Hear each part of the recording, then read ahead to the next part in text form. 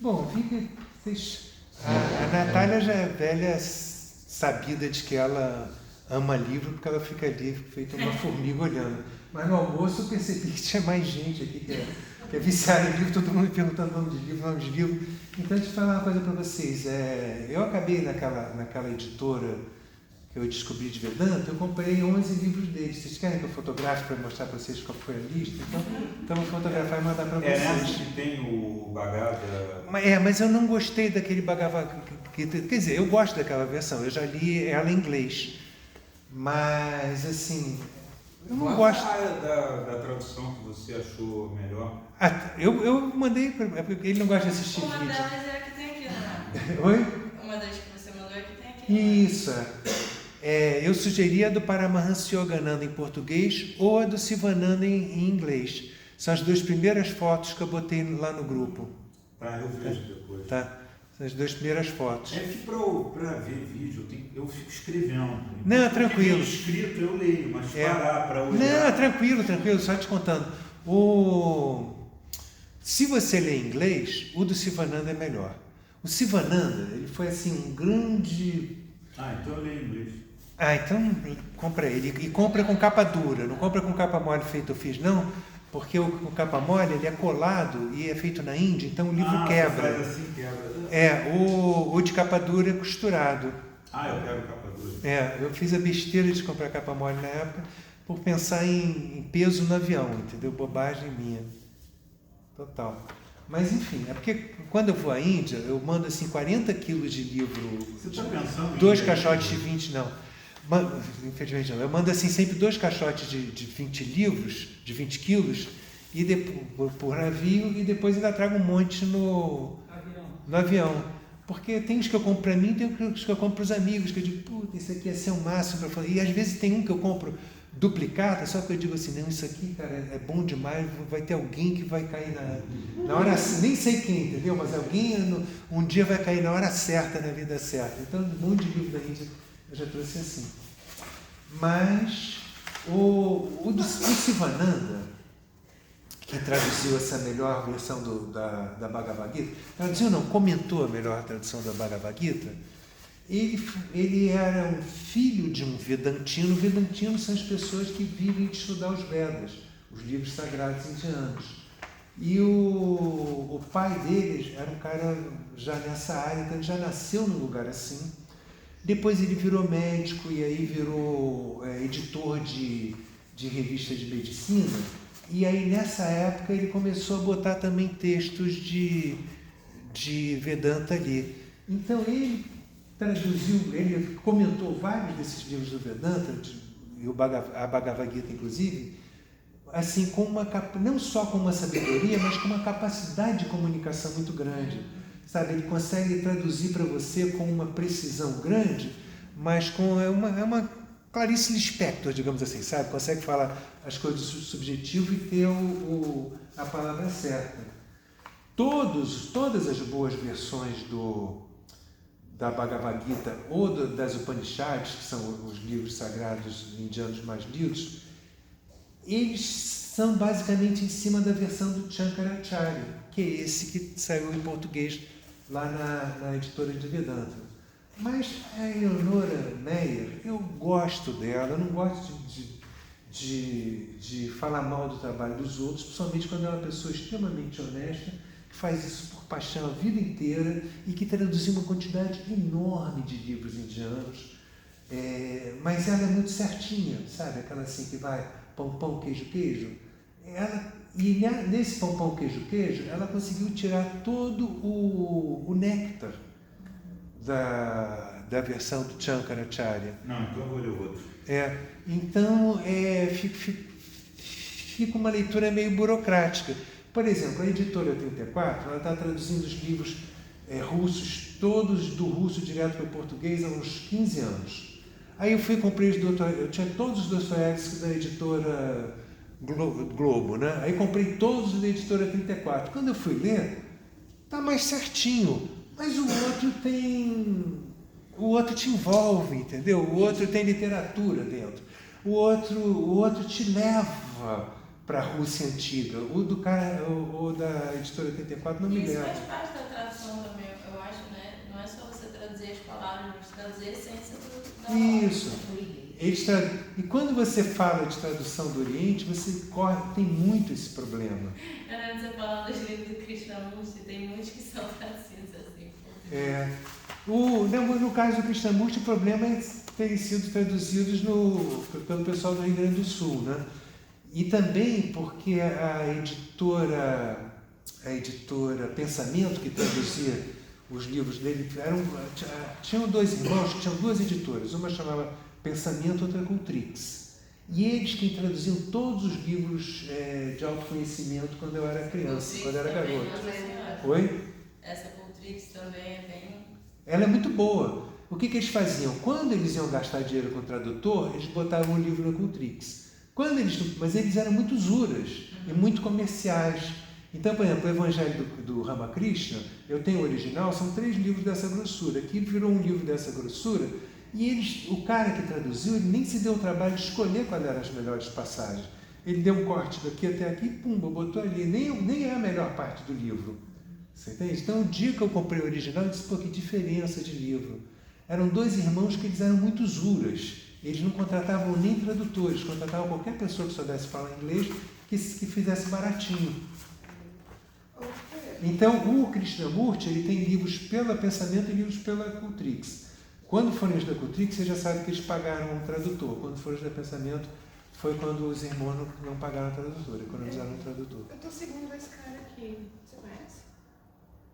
Ele está dando aula do Bhagavad Gita, mas assim, ele ainda nem entrou, ele já estou em 5 aulas, ele ainda está dando todo um contexto, não sei o que, eu ia até mostrar para vocês, não sei se eu... Não conheço o curso dele, não. Passa para mim depois eu assisto uma aula e aí você fala, tá. Provavelmente de preferência você passa quando ele entrar na Bhagavad Gita. De preferência você passa quando ele entrar na Bhagavad Gita, com essas enrolações eu nunca... Não, mas ele não enrola não, é porque ele vai contextualizando a história da Índia, não sei o que, a cultura, alguns termos que o pessoal vai usando, e o que é quem. Aí ele chega até nessa questão das castas e como é que a Índia chegou nessa questão das castas. É bem interessante. Não, é interessante do livro para entender a Bhagavad Gita. Eu vou te mandar a primeira aula dele, que começa essa introdução, e talvez a primeira aula de quando ele entrar mesmo no livro. Aí você avalia e vê se vai passar para os quatro. Tá ótimo. Mas é isso. E assim, você deu essas 2 opções da tradução, depois tinha uns que era a Bhagavad Gita comentada, né? Não, essas 2 que eu dei são comentadas, todas 2. E todas 2 são em cima, são a partir do livro do Shankara. Eu acho, inclusive, que o Paramahansa Yogananda não fez nem a partir da do Shankara, fez a partir já da do Sivananda. Porque tem trechos enormes iguais nos 2. Né? Mas o que o Sivananda tem, todos os 2 têm um problema. Por exemplo, o cara chega e fala mente. Na Índia, mente, geralmente quando eles estão falando mente, eles estão falando uma palavra que se chama manas. Manas não é o que a gente entende como mente. Quando a gente pensa em mente, a gente pensa no que o Freud fala de mente, que tem ego, superego, id, não sei o quê. Não, manas pro indiano não é uma função que existe dentro do cérebro. Manas é uma substância, é um campo mental. Para o indiano, assim como você tem um corpo físico, que eles chamam de corpo de alimento, você tem um corpo de manas. E nesse corpo de manas que funciona o teu pensamento. Mas é uma substância da qual você pega uma parte dessa substância, assim como você tem a substância concreta do qual se faz o teu corpo físico, o que acontece? O teu corpo físico ele pega um monte de átomos que estão aí no ar, junta, não sei o que, e acaba, né, vai fazendo coleções mais complexas de átomos até chegar a formar um órgão inteiro no seu corpo. Né? Assim como você junta uma parte do universo físico para fazer um corpo físico, você junta uma parte da substância mental para fazer o teu corpo mental. Essa é a ideia do indiano de manas. Então, quando ele está falando manas, sempre que está manas no Ocidente, os caras estão dizendo mente, mente, mente, mente, mente. Às vezes ele está falando do que a gente entende como mente. mas às vezes ele está falando da substância mental. E para a gente vai ver sempre como mente. Então, quando você pega o Paramahansa Yogananda, ele vai além disso. Ele pega a palavra Purusha, por exemplo, já traduz sempre como espírito, mas tem palavras que ele nem pega essa tradução óbvia, ele pega e cria uma expressão que remeteria aquilo que ele entende como Purusha. Então, a tradução dele já é uma interpretação. Porque no Sivananda você tem a tradução e tem a interpretação. No Paramahansa Yogananda, ali onde está escrito tradução, já é um pouco versão. Então, às vezes, você já fica com a leitura do cara, que é uma leitura muito boa, uma leitura excelente, mas ela fica aquém do que o livro pode te levar. Porque é um livro muito rico, não é à toa que foi o livro de cabeceira de uma boa parte dos formadores de opinião da humanidade, né? Então, se você puder chegar o mais próximo possível do real, e, por exemplo, eu falei na outra aula, né, que no caso da Natália, que é a professora de yoga, quando eu fiz curso de formação de professores de yoga, né, a gente fez lá no Vayananda, fazia diferença para mim saber o que eram aqueles termos ali no original, depois para eu entender até a postura do yoga que tinha aquele nome. Você entende? Né? Fazia diferença. Então, mas assim, para a maioria de nós, de vocês, não vai fazer a diferença que pode fazer para a Natália, mas eu pontuei isso porque para ela entender que para ela pode ser uma coisa legal pegar o que vai no original, né? Mas é isso. Mas Eleonora Meir, ela tem um monte de livros, vocês podem entrar na internet e se vocês têm um site que põe todas as traduções dela, se você entra lá, eles ficam te mandando por e-mail toda a nova tradução dela. E de vez em quando ela traduz umas coisas que não iam chegar aqui no Brasil nunca. Então é legal ver essas traduções dela, desses outros livros, como é que se diz? Mais, entre aspas, periféricos. Eles são essenciais, mas não são... Mas agora, para esses 3 ou 4 que são os mais importantes, aí eu acho que a tradução dela... Eu gostei de ter comprado, mas eu não vou recomendar para ninguém. Eu gostei de ter comprado depois de ter lido 20 traduções, porque você sempre pega ali e às vezes a mulher usou um termo que já te abre uma outra, já te dá um outro clique, né? Mas se fosse para ler só ele, ou ler um do Paramahansa Yogananda ou do Sivananda, os dois que eu recomendei, não tenho nem dúvida. Eu diria para ler sempre os outros dois. Meyer, igual o bairro. Escreve igualzinho. Bom, a gente vai fazer uma meditação que chama Anahatanada. Antes a gente fez uma que chamava Nada Brahma, agora a gente vai fazer uma Anahatanada. As duas estão se referindo à mesma coisa, que é o som que existe lá no fundo do chakra do coração. Né? O Nada Brahma, o Brahma, né, estava lá no artigo que eu mandei para vocês, é o nome do imanifestado quando você está falando do imanifestado por trás de todas as coisas, né? A essência manifestada geral. Né? E o Nada quer dizer som.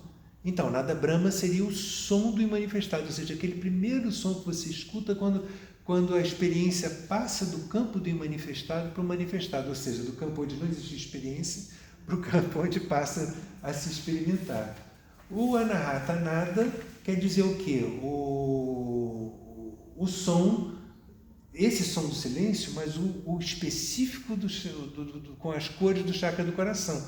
Por quê? Quando a luz passa dentro do espectro, ela se divide em 7 cores. Né? Então você pode dizer que você tem uma coisa só que se chama luz, ou você pode dizer que você tem 7 coisas que se chamam luz. Então o Anahatanada seria essa cor depois que ela passou no espectro e ficou ali a cor que corresponde ao chakra do coração. Tá? Então, Aí eu vou contar para vocês 3 ou 4 coisinhas que vão fazer vocês aproveitarem melhor a meditação. Uma delas é sobre a zona da individualidade. Zona da individualidade é um nome que a minha amiga Eliane Siqueira, que é uma grande psicoterapeuta corporal, a que trouxe a bioenergética para o Brasil e nunca quis trabalhar com bioenergética, porque o Lowen chama ela de minha filhinha, então ela conhecia, então ela introduziu aqui, mas ela mesma, o Lowen queria que ela representasse a bioenergética no Brasil. Ela falou: Lowen, eu discordo de alguns preceitos da bioenergética, como é que eu vou representar uma coisa que eu discordo, que eu não concordo totalmente, né? Então eu adoro você, adoro a bioenergética, mas não vou. Ela é uma mulher muito interessante e ela também estudou com os tibetanos na França. E ela traduziu uma coisa que os tibetanos falam do reservatório de energia que a gente tem aqui em cima que os tibetanos dizem que a gente tem acima da cabeça. Ela traduziu com essa expressão de reservatório da individualidade. Então, traduzir para vocês é como se fosse uma caixa d'água que você tivesse aqui em cima e que descesse uma energia para dentro de você, que seria a energia céu entrando pelo topo da cabeça. Eu estou falando isso por quê? Porque a gente vai fazer alguns movimentos com a mão que estão ligados a não chegar lá no reservatório da individualidade e depois voltar ao chakra da coroa. O chakra da coroa, o rei usa a coroa acima da cabeça, né? Porque o chakra ele realmente sai acima da cabeça. Então, tem algumas meditações onde a gente coloca as 2 mãos aqui, a gente sobe, a gente está ligando as 2 coisas. Está ligando as 2 zonas, as 2 regiões. Tá? Então, quando eu falar durante a meditação, leva as mãos até a zona da individualidade, lá em cima, tá? E quando descer...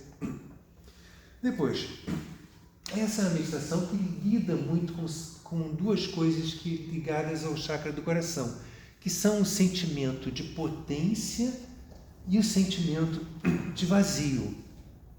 Porque no fundo do chakra, Anahata quer dizer o inviolado, como estava lá no artigo que eu mandei para vocês, né, sobre o Anahata. Inviolado quer dizer o quê? Uma coisa que você nunca transformou, que você nunca mudou. Ou seja, um lugar onde existe um espaço vazio dentro de você. Então sempre se fala que quando você está buscando o chakra do coração, que tem um espaço vazio ali, que ali onde você toca, você tem não só uma paz fantástica, mas você tem um lugar de onde você consegue ver as coisas sem julgar, de onde você consegue ver as coisas sem, como é que se diz? Sem colocar valores. Porque o que o indiano diz é que no momento em que a raiz daquela árvore, da Ashvata lá, da árvore do samsara, sai do céu, que nas raízes você tem o Brahman puro, mas no momento em que ela desce, você encontra uma coisa que se chama samskaras. Samskaras quer dizer o quê? Quer dizer selo, quer dizer carimbo. Por isso na hora eu falei alguma coisa de carimbo, eu falei, não, queria guardar essa palavra carimbo para outra coisa. O que é o samskara? O samskara são certas impressões mentais que você cria das coisas e que passam a te orientar nas coisas que você faz. Então, tem vários sentidos. Um é que, por exemplo, eu hoje conheci a Ellen, conheci a Natália, conheci a Miriam, então eu liguei a pessoa ao nome Miriam, liguei a pessoa ao nome Natália, liguei a pessoa ao nome Ellen. Por quê? Porque fica mais fácil depois a mente lidar com os dados todos se ela pegou um referencial para juntar todas as coisas que a Natália significa, simboliza, vivencia, pulsa, palpita. O nome Ellen, com todas as coisas que a Ellen coleciona em si, né? É uma maneira que a mente tem de conseguir lidar e não ter que guardar todos os dados da Ellen o tempo todo, todos os dados da Natália. Ela pega uma pontinha só e todo o resto vem junto, né? Samskaras são essas impressões, só que são impressões que ficam no inconsciente da gente. E ficando no inconsciente, fazem com que a gente busque coisas na vida por um impulso inconsciente, onde você não sabe por que você está buscando aquela coisa, mas de repente você está ali buscando. E para o indiano, esses samskaras são os responsáveis por a gente entrar em ciclos de repetição kármica. Ficar repetindo ali o mesmo karma, mesmo karma, mesmo karma, mesmo karma, mesmo karma. Assim como são os responsáveis por determinadas pessoas acreditarem, sei lá, que determinado líder de direita ou de esquerda, aquele significa isso, aquele significa outro, e você não consegue usar um exemplo assim que hoje em dia está bem próximo da gente, você não consegue mais botar na cabeça daquela pessoa que é outra coisa. Porque ela criou um carimbo, ela criou um selo. Aquela pessoa passou a significar para ela um selo de qualidade. Isso dificulta a gente, só um segundo de Ellen, isso dificulta a gente no momento em que eu começo a escutar a Ellen. Claro que foi bom eu guardar o nome Ellen, e aí eu começo a lembrar todas as coisas, a amiga que eu tenho em comum com a Ellen, a não sei o quê, todas as coisas ali estão juntos da Ellen. Mas o problema é que de repente você cria um samskara, quer dizer, um carimbo em cima de uma determinada pessoa, que aquela pessoa vai te dar uma informação e você já diz assim, por exemplo, o sujeito é racista, então a informação vem de uma pessoa mais escura, isso aqui já não vale. O sujeito é judeu e nasceu com todo mundo contando para ele que aqueles palestinos estavam ali esperando uma chance para matar ele. Então não adianta, o cara vem querer dar a mão com ele e diz assim, pô, o cara vai querer me matar. Você entende? O problema dos carimbos que a gente faz é que eles cristalizam uma realidade que é dinâmica. E que às vezes nem é aquela realidade, porque às vezes não foi aquele palestino que está ali na minha frente que fez a minha mãe criar essa ideia de palestino há 20 anos atrás, porque de repente não foi nem ela que criou, né? A briga entre os filisteus e os judeus tem mais de 2000 anos, né? A Palestina chama a Palestina para uma sacanagem do imperador Adriano, né? Porque ele, quando os judeus ali em 70 depois de Cristo começaram a dar muito trabalho, o Adriano resolveu invadir, o professor de história aqui me corrija se eu estiver errado, ele invadiu ali a coisa. Ele já tinha dominado, ele mandou botar para fora. Mandou botar os judeus para fora e de sacanagem com os judeus, ele mandou chamar de Palestina porque das 12 tribos de Israel, os judeus só não engoliam nunca os filisteus, que eram os palestinos. Então ele botou o nome de Palestina só para sacanear os judeus. Então, quer dizer, é uma briga que vem desde a época das 12 tribos de Israel. Aí o que acontece? Esse samskara, essa ideia, estava lá 2000 anos atrás e foi sendo impressa no filho, no neto, no tataraneto, no metralhadora disparada neto, tataraneto, né? E está até hoje. Isso pode fazer parte do que você estava dizendo, que seria corpo mental, por exemplo? Tá no corpo, isso está dentro do corpo mental. Mas é um preconceito. Isso é um sistema de karma coletivo. Está ali no karma coletivo daquele povo. Mas é um preconceito, esse carimbo é um preconceito. Vira um preconceito. Por quê? Vira um conceito pré-concebido, né? O carimbo é um conceito, mas vira um conceito cristalizado. Mas ele não é um problema em si, é o que você faz com ele, né? Ele não é um problema, é como você... É a inconsciência que é o problema. Porque enquanto você está inconsciente, você ganha... E esses carimbos, os samskaras, ele começa a partir da sua relação com prazer e dor. Por quê? Porque toda mente quer sempre buscar a experiência de prazer e evitar o sofrimento, evitar a dor, evitar o sentimento contramão, qualquer sentimento contramão. Então o que você faz? Você cria carimbos, selos de qualidade do bem, selos de desqualidade do mal. Né? Então, por exemplo, a gente vive aqui num país que tem um histórico escravagista. Né? A história da gente é negra, né?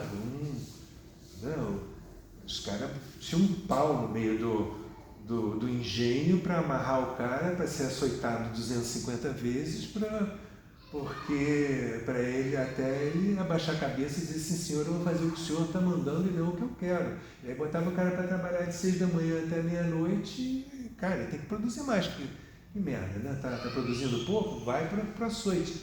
Essa é a nossa história. E para esses caras se darem bem, eles tinham que convencer esse outro cara, tinha que criar um samskara dentro do outro aqui, do cara achar que ele é que ele é menos.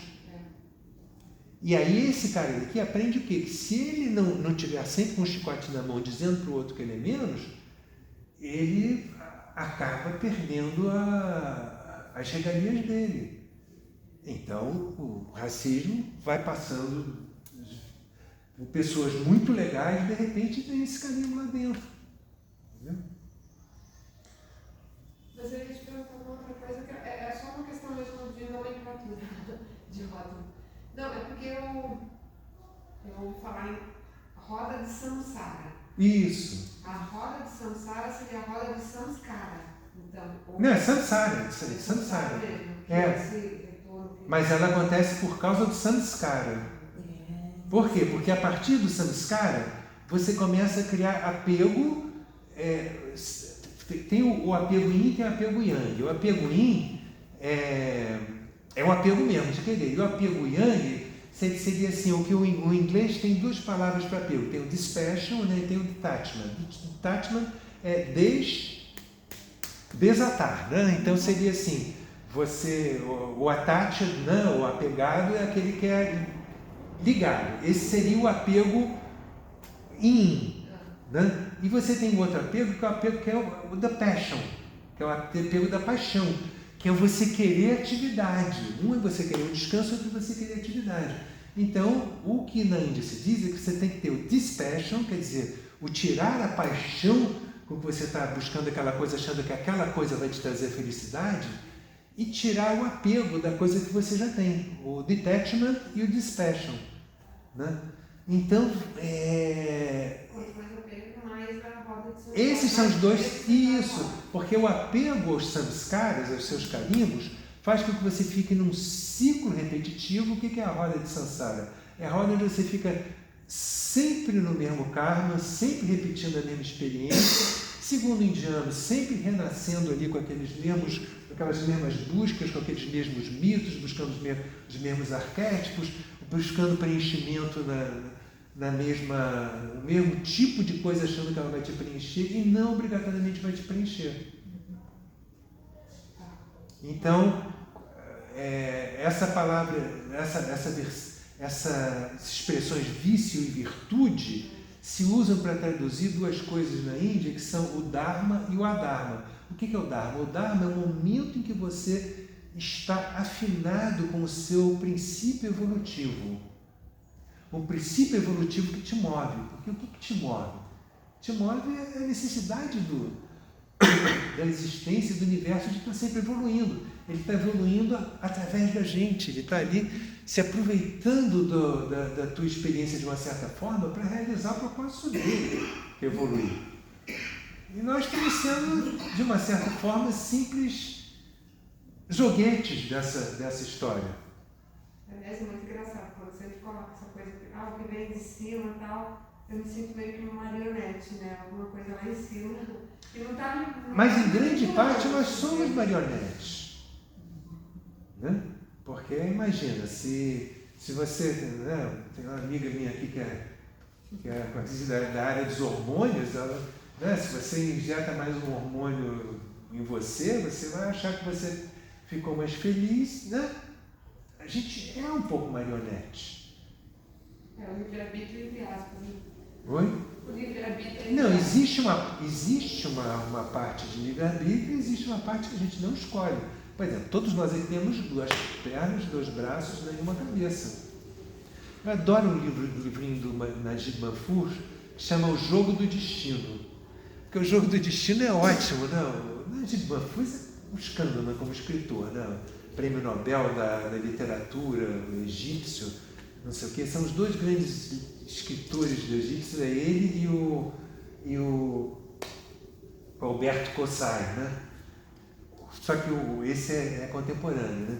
E o jogo do destino é uma expressão interessante, porque se existe destino, não existe jogo. Se existe jogo, é porque você está jogando, porque pode ganhar ou pode perder. Se o destino já escolheu, então não existe jogo. O dia que eu vi um livro com esse nome na livraria, eu falei, me dá isso aqui, eu quero descobrir o que é isso, né? E basicamente é isso. O cara fica, o Faraó, é um livro histórico com o cara que fez a pirâmide de Quéops, né? E teve uma profecia de que o filho dele, que ele seria o último faraó da linhagem dele, que o filho dele não seria faraó, e que tinha um determinado garoto lá do outro lado do Egito que tinha nascido e que ele queria se tornar, e ele vai lá para matar o garoto. Enfim, esse é o primeiro capítulo do livro, primeiras 10 páginas já está lá, eu não estou dando spoiler nenhum. Mas aí vem essa ideia, entendeu? Que o cara está jogando, mas tem uma parte que o destino é quem joga. Aí ferrou, entendeu? O cara é o Édipo, entendeu?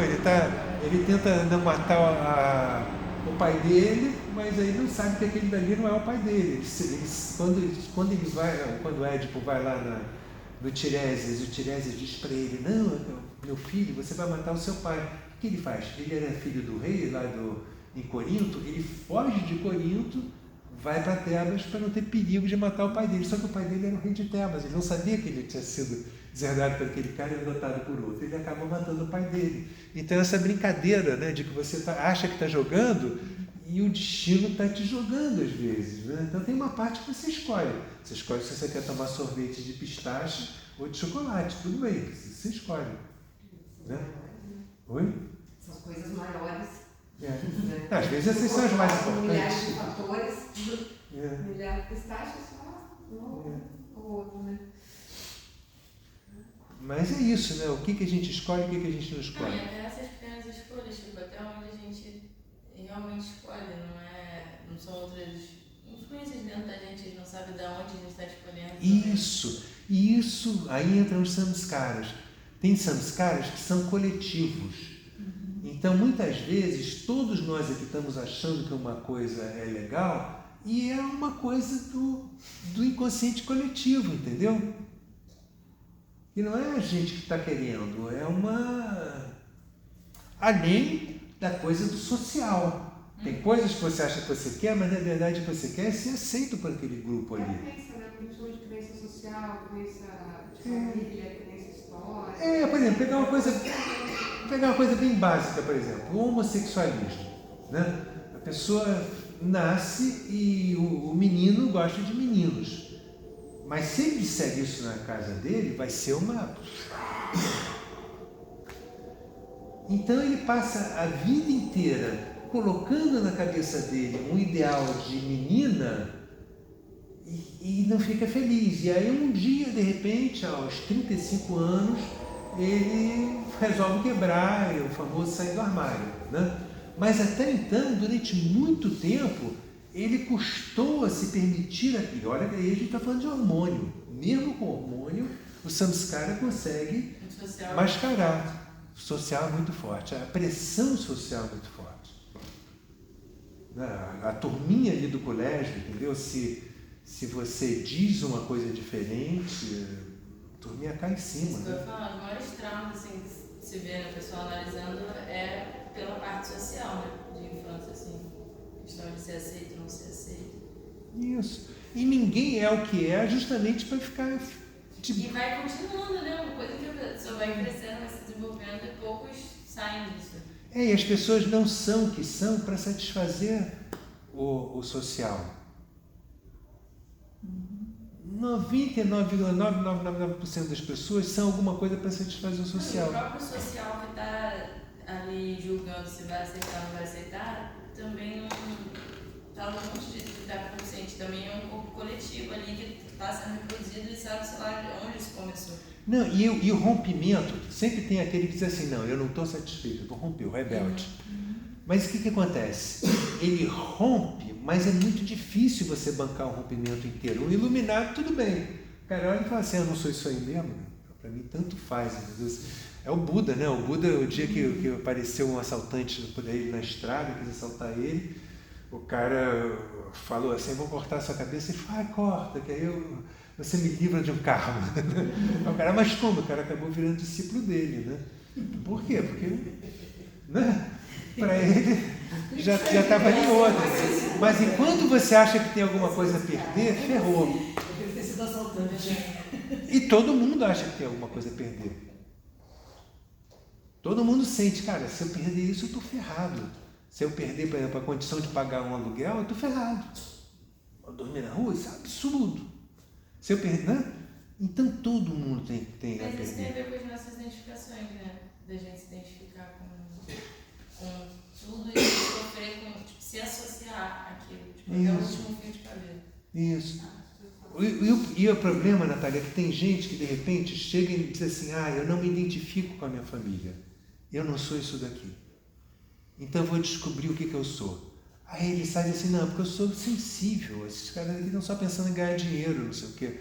Então ele vai lá e vira poeta, mas aí ele entra na turma dos poetas, e aí aquela turma também tem um linguajar, também tem tem certos comportamentos que você tem para ser aceito ali naquela turma.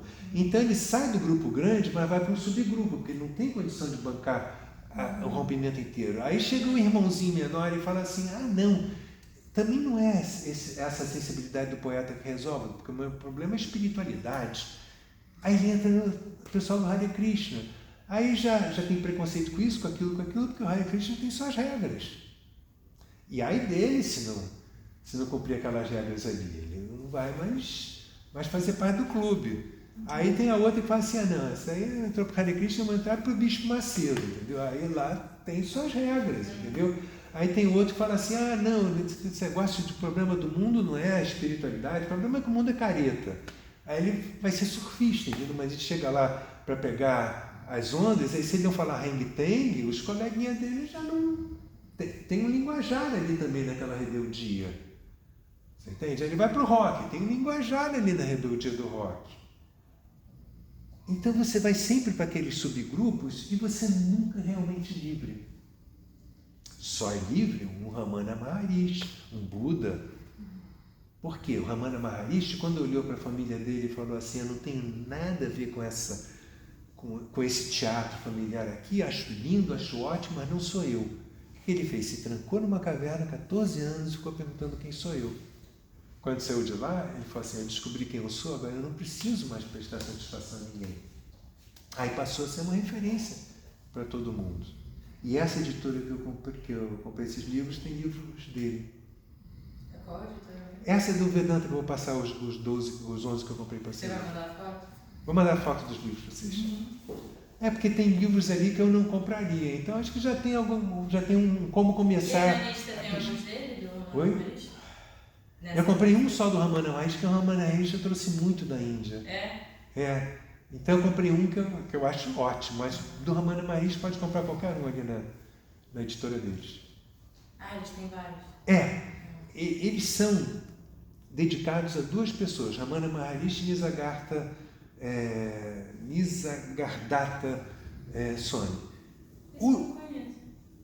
O Nisargadatta, ele é contemporâneo do Ramana Maharishi e eles são discípulos do Nisargadatta, os caras da editora.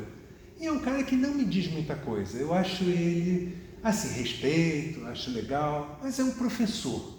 Não é que nem o outro que é um mestre, entendeu? Quando eu digo um professor, é um cara que repete coisas óbvias, clichês, e com uma autoridade de quem é iluminado. Então perguntam para ele, por exemplo, vou te dar um exemplo. Pergunta para o Nisargadatta, Nisargadatta, como foi o dia que você teve o seu primeiro samadhi? Eu estava com meu mestre, e aí eu vi que eu não tinha mais, que eu me livrei de todos os desejos, então agora não tenho mais desejo. E ele morreu fumando. Um cigarro atrás do outro. Como é que o cara quer te dizer que não tem, que superou o desejo e continua fumando até morrer? Tem problema lá na fase oral, lá da mãe. Né? Então, quer dizer, é uma coisa até, que envolve até uma certa ingenuidade, né? Inocência, não vamos ser mais, né? Uma certa inocência para acompanhar ele. É diferente, entendeu? Um Ramana Maharishi te fala de uma coisa que ele realizou. O outro te fala de uma coisa que ele estudou, que é daquele jeito, e aí ele fala, olha, eu sou assim. Não, disseram para ele que um iluminado era assim, então ele te fala Esse assim. ponto do Facebook faz muita diferença. Oi? Recente, mesmo lendo, esse ponto do Facebook de ser uma coisa... A palavra direto, pulsa. E o cara te leva ali na essência direto, né? Eu não seria nunca um Ramana Maharishi, entendeu? Eu gosto de dançar, gosto de não sei o quê. O cara se estancou numa caverna em 12 anos, quando ele saiu, ele ficou andando de muleta, né? Porque imagina, ficar 14 anos com as pernas cruzadas, as pernas dele atrofiaram, né? Mas, enfim, era um capricorniano tinhoso, né? Um cara persistente mesmo. Mas foi o jeito que ele deu, sem nenhum mestre conseguir chegar lá. Sabe, eu bato palmas agora, eu aproveito, né? O néctar que ele depois verteu, né, pra gente, né? E esse cara lá que eu e a Bia íamos, ele era da linha dele, então a gente teve né? E eu não o conheci, porque ele morreu antes de eu nascer, mas eu ainda peguei alguns alunos dele vivos, né? O Krishnamurti, eu gosto que você está falando da coisa rebeldia, eu acho que ele representa muito isso, tem muito isso. Krishnamurti, na história dele, sabe? ele é tal qual o Cainha, mas ele já é um cara mais, digamos mas ele é assim... bem, tipo, sério, assim, também, eu acho ele bem... Ele é mais que sério, ele é triste. Ele é sisudo. Você vê que tem alguma frustração Eu não nele. consegui ler o Krishnamurti, não consegui acompanhar. Tem até no Facebook, Instagram, não sei dele, tem muita coisa. Tem. Mas não Eu vi, eu eu acho conheci- pesado, não sei. Eu conheci ele vendo vídeo no YouTube, uns vídeos bem antigos, assim. Tem uns que ele fala até de olho fechado. E Então, depois eu vou dar vídeos. são os vídeos dele. Tá? Então, ele é meio sisudo mesmo, meio triste, mas ele me chama, por incrível que pareça, por mais que ele não tenha, assim, o carisma, assim, sei lá, de alguns mestres que te chama aquela coisa fresca, assim. Agora, se você pegar ele no livro, já não tem essa energia e ele é extremamente profundo. Mas mesmo ali na tristeza eu achei ele intenso. Ele é intenso, falando. Ele é muito verdadeiro. Muito verdadeiro. Sabe? Então, quando ele fala, primeiro ele é aquilo. Então, quando a pessoa é isso, pumba, sabe? E ele questiona tudo, absolutamente tudo. Eu acho que chega a ser, por mais que ele seja... Eu acho que ele se perdeu. Engraçado, né? Ele se perdeu nesse questionador. Entendi. Por quê? Porque ele sempre dizia que... Ele questionava, por exemplo, os métodos de meditação. Sim. Ele era contra o método de meditação. Mas antes de morrer, ele disse que estava frustrado porque não conseguiu iluminar ninguém, porque ele foi contra tudo quanto era método. Não é ser contra, é conseguir tirar o cara da mesmice enquanto está fazendo, entendeu? É fazer com que o cara não faça feito uma máquina. Eu acho que tinha essa coisa da rebeldia com tudo e como foi que tirou ele de um certo lugar que ele não queria de jeito nenhum, talvez, não sei... O Krishnamurti, enfim, ele tem uma biografia, né? Na biografia dele ele foi pego muito pequeno pelo Leadbeater, que era um grande intelectual, que quis transformar ele num grande intelectual e que era um cara com vários processos de abuso infantil, como é que se diz? Então tem muita gente que acha que o Krishnamurti sofreu abuso dele. Né? Então, oi? Vários tipos de abuso. Pedofilia. Leadbeater tinha vários casos de pedofilia homossexual no histórico dele. E ele adotou o Krishnamurti como o menino dos olhos dele. Né? Então, não sei se é fato, porque ele também, desde garoto, virou a mina de ouro dele, entendeu? Virou o cara que ia viabilizar o projeto dele de ter uma igreja, né? Então, não obrigatoriamente é fato, mas que houve alguma coisa, porque o Krishnamurti nunca falou uma palavra sobre isso. Krishnamurti era uma pessoa muito doce.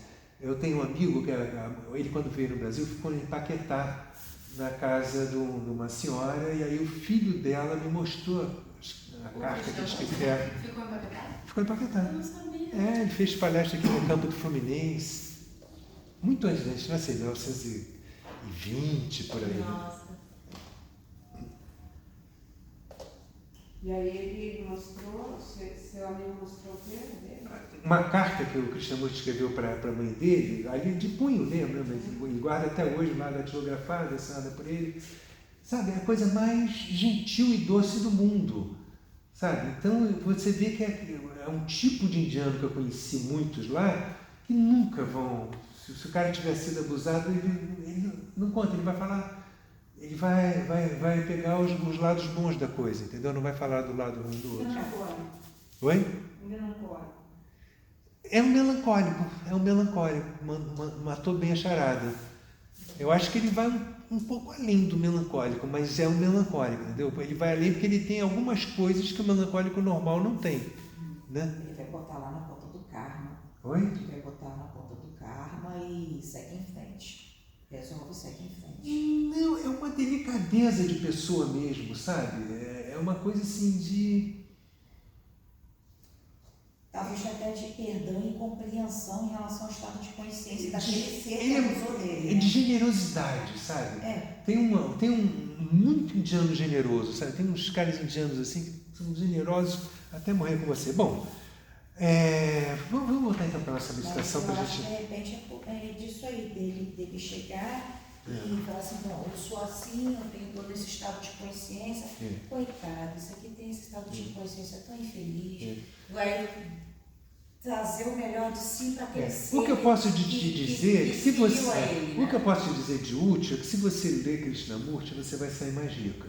E o que eu posso te contar assim de básico é que, por exemplo, eu, quando fiz o primeiro congresso de meditação do Rio de Janeiro, eu queria chamar o pessoal do Instituto Krishnamurti. Eles, não, Pedrinho, a gente te dá todos os vídeos da gente, você passa os vídeos lá, mas o Krishnamurti sempre falou pra gente não falar em nome dele, então não vamos falar, não sei o quê.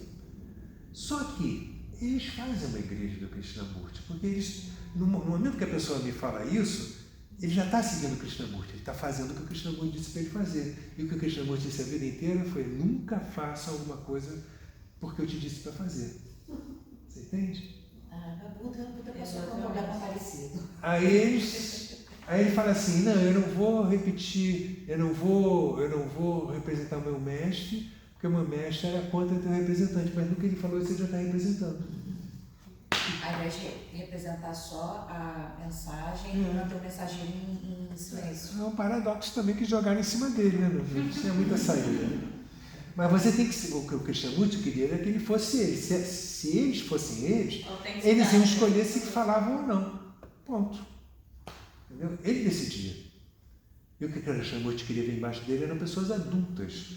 Pessoas que por si só viam o mundo com os próprios olhos. O que ele falou a vida inteira é assim: eu não quero ninguém vendo pelos meus olhos. Eu quero te ajudar a abrir os teus. Todos os livros que eu peguei são as perguntas e respostas, assim, né? E aí várias perguntas, aí ele, tipo assim, falando, eu não vou te responder, tipo, não sou eu que vou te responder isso. Então, escuta a tua própria pergunta. Bom, mais 2 ou 3 coisinhas aqui sobre a nossa meditação. Basta mais uma, sobre as mãos de antena. O que são as mãos de antena? Deixa eu vir para cá para depois para a Lucília conseguir enxergar a gente aqui. Essa posição daqui, o Paramahansa Yogananda, esse cara que fez essa tradução da Bhagavad Gita, ele de vez em quando ele botava as 2 mãos para cima e começava a rodar no sentido horário. Quer dizer que com isso ele se antenava com o cosmos e ele virava uma antena cósmica para passar para as pessoas a melhor coisa que seria para aquelas pessoas ali naquela frente. Então a gente fez aqui durante o curso, algumas meditações que tinham isso. A de hoje, essa agora vai ter um fecho final com essa coisa de levantar os braços, mas então só saibam que esse levantar os braços tem a ideia de você chegar na sua zona da individualidade e tem essa ideia dessa conexão com as antenas cósmicas. Quer dizer, os braços e as mãos são antenas. E são antenas, o que? A mão é uma expressão do coração. A mão é uma expressão o quê? Do coração, do chakra do coração. Então são as antenas do chakra do coração. Vamos meditar? Mas Vocês acabam dormindo de vez? sentados normalmente? Ou em pé? De pé. Deixa eu botar aqui para nossa amiga Dulcira.